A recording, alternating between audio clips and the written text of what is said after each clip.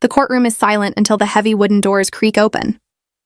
Kody Brown enters, his jaw rigid, eyes scanning the three women who once wore the title of wife. Christine, Janelle, and Meri are no longer spouses. Today, they stand united as plaintiffs against him in a case that threatens to destroy everything he has built with Robyn. Secrets, money, betrayal, everything is about to spill out under oath. What comes next will shake this family more than any divorce ever could. But the question remains, whose truth will the court accept? The courthouse air feels thick, as if decades of lies and compromises have soaked into the walls and are now pressing to be released. The atmosphere hums with whispers, curious spectators, journalists hungry for headlines, everyone sensing this trial will be unlike any before. Cameras are barred, but the tension is so raw that each witness will carry the story out into the world. At the center sits Kody, adjusting his tie with shaky fingers, trying to mask the storm in his chest.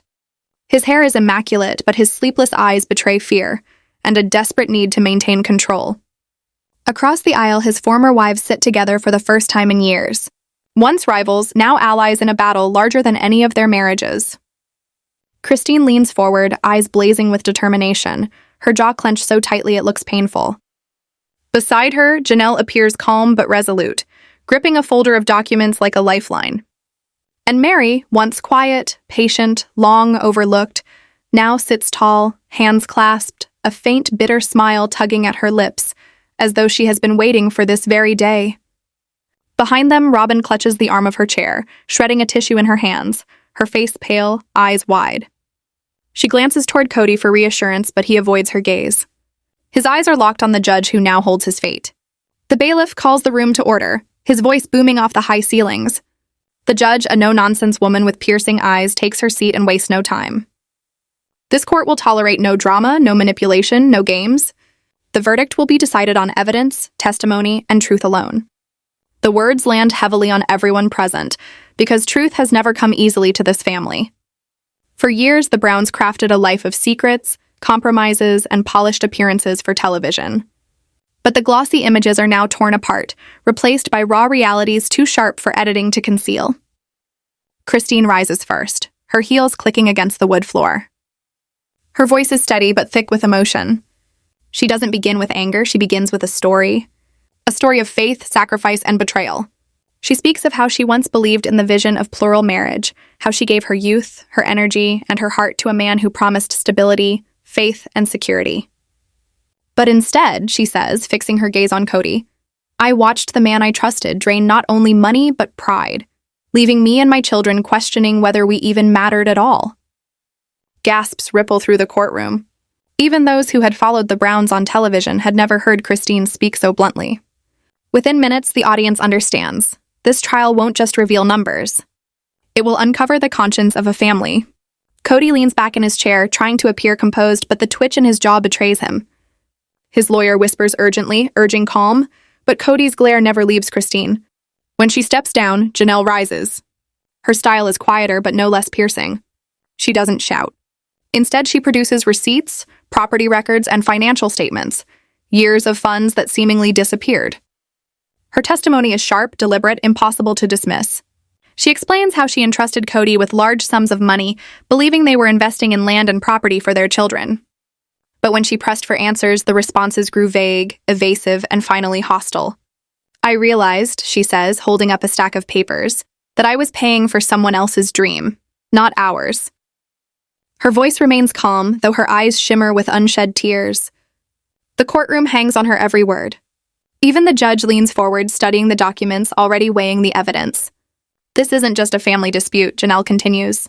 It's an economic web knotted so tightly that tugging one thread threatens to unravel the entire structure. And then there is Meri, the last anyone expected to take the spotlight. For years, she was the quiet one, the wife who endured neglect.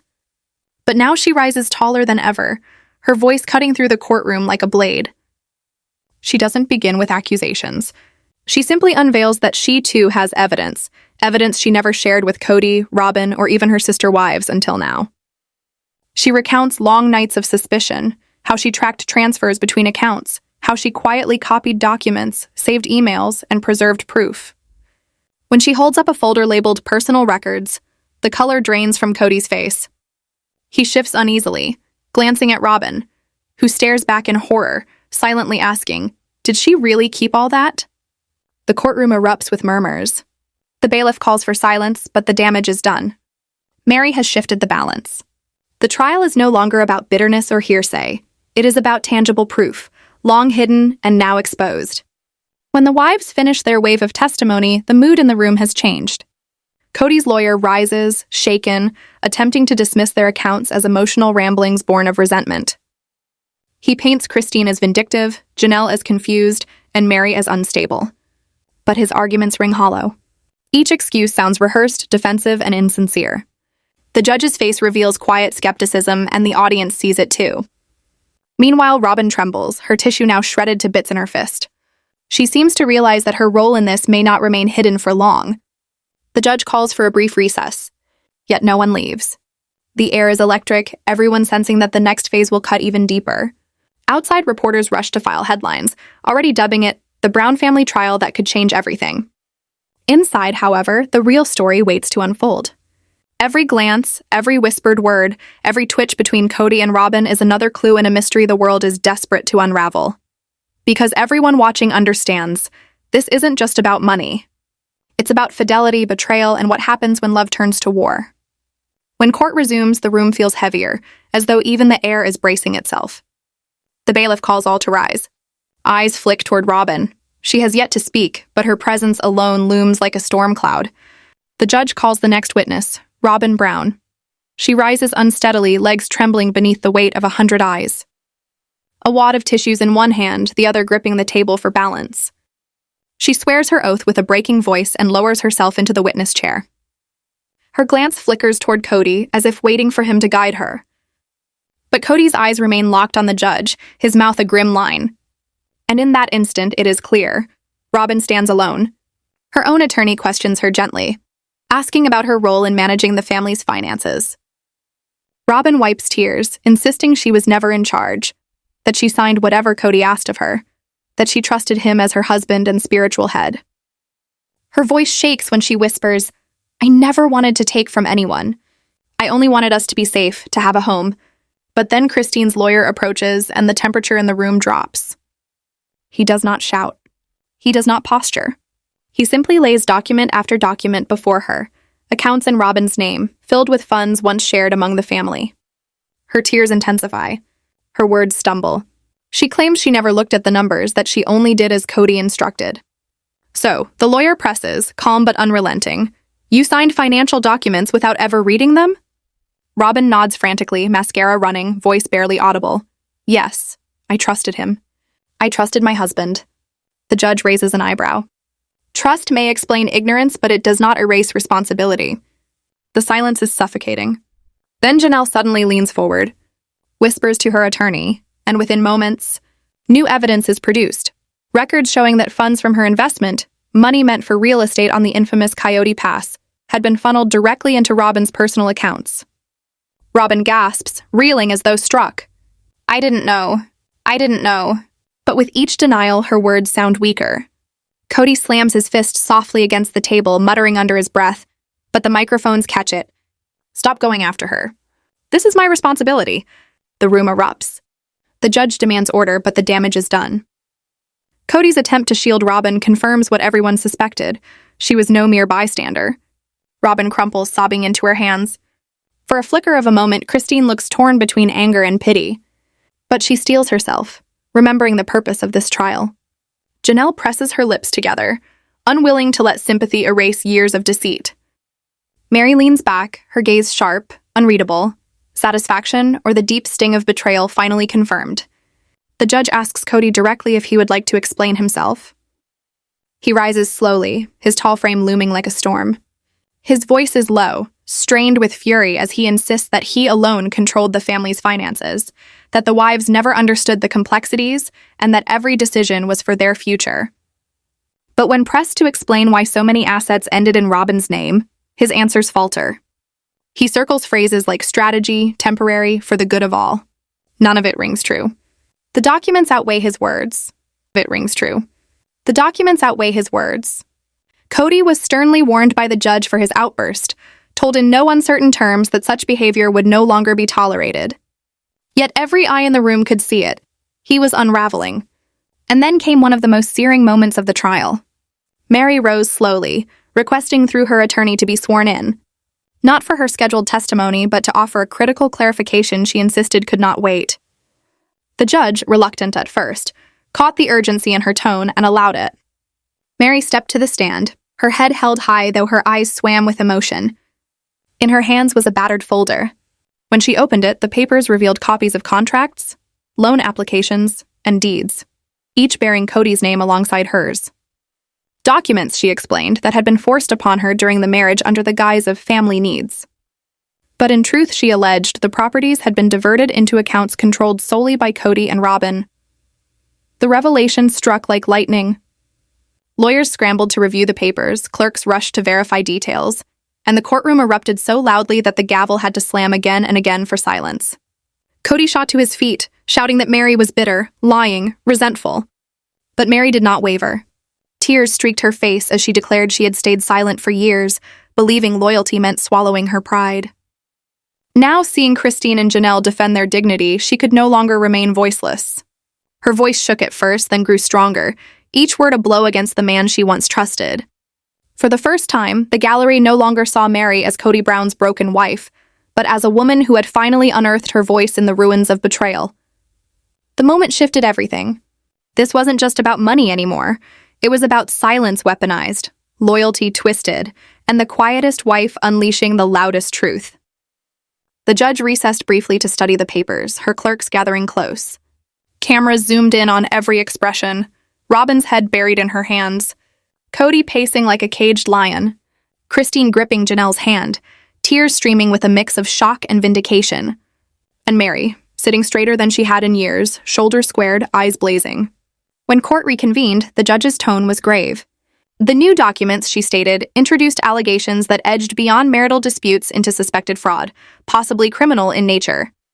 The gallery gasped, and Kody sank back into his chair, horror creeping across his face.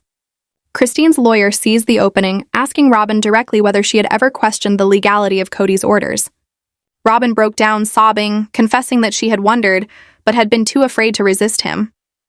The admission lingered like a charge of complicity. Some pitied her. Others saw only a woman who stood by silently while others were hurt. And as the emotions swelled, the narration would whisper to viewers, what happens when silence itself becomes betrayal? What happens when loyalty blinds you to justice? The Brown family was no longer simply fractured. It now teetered at the edge of ruin, each word in court pushing them closer to collapse. The judge adjourned with instructions. Further hearings would be scheduled, evidence verified, and the scope of the trial expanded. Outside investigators might soon be called. The courtroom emptied into chaos, reporters shouting questions, the wives clutching each other, Kody shoving through cameras with a face torn between rage and fear, Robyn escorted away in tears that echoed even through the courthouse glass. The story had evolved. It was no longer about failed marriages or bitter divorces. It was about truth clawing its way out of the shadows, about lies collapsing under the weight of exposure, about a man and woman who thought they could control the narrative now pinned against the wall by those they once silenced. Storm clouds gathered above, rain streaking the courthouse windows. Inside, the air was heavy with expectation. The next phase was coming, outside witnesses, waiting to shatter illusions and deepen the story of betrayal and secrecy.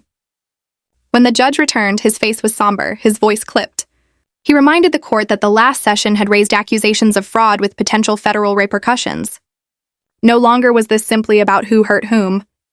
Now it was about who had broken the law and who had engineered the scheme. Christine sat rigid, jaw locked, eyes fixed on the doors as though bracing for impact. Janelle leaned in close, steadying her. Meri clutched her folder like a shield, knowing that by breaking her silence she had changed the trial's trajectory, and perhaps her own fate forever. Then came the announcement that rippled through the gallery. The bailiff introduced the next witness, Gwendolyn Brown, Christine and Kody's daughter. The room erupted in whispers as Gwen strode forward, head high, eyes blazing with defiance. She radiated a quiet fire that silenced the gallery. Taking the stand, she was sworn in. Her first words cut through the courtroom like steel. She was not there to protect her father. She was there to tell the truth, unflinching. Christine's lawyer began carefully, asking what Gwen had seen growing up. Gwen's testimony flowed. Years of watching her mother and Janelle sacrifice, Meri pushed aside, while Robyn and her children received privileges denied to others. She recalled overheard midnight arguments, money at the center of every fight, and stray receipts and slips of paper that never matched the story Kody sold to the family. But the shock came when Gwen produced her own evidence.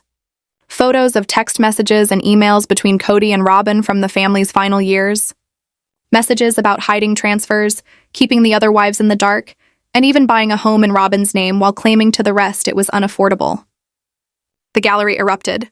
Gasps, murmurs, chaos. The gavel pounded, but nothing could erase the words projected on the courtroom screen. Kody's own instructions. Make sure Christine doesn't see this. Tell Janelle it's gone. She won't understand anyway.